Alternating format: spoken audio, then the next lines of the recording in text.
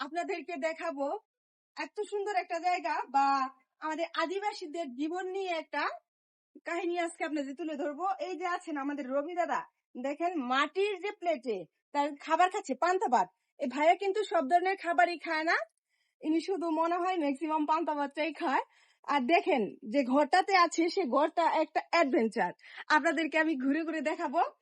ইনি রান্না করে এই জায়গাটাতে, এই যে রান্না করে, এবং রান্না করে কিন্তু মাটির পাতিলে।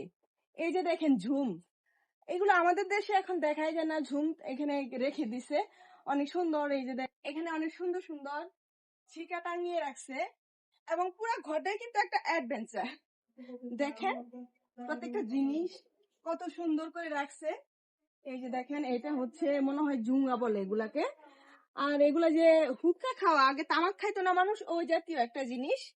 দেখেন এখানে অনেক ঔষধি জিনিসপত্র আছে তার, তিনি মনে হয় ঔষধি অনেক জিনিস দেখেন। আর এই জিনিসগুলা আমি অবশ্যই পরিচিত না এগুলার সাথে, আমি ফার্স্ট টাইমই দেখলাম। এগুলা গ্রামে যে বের থাকতো এগুলার মতো দেখা যাচ্ছে।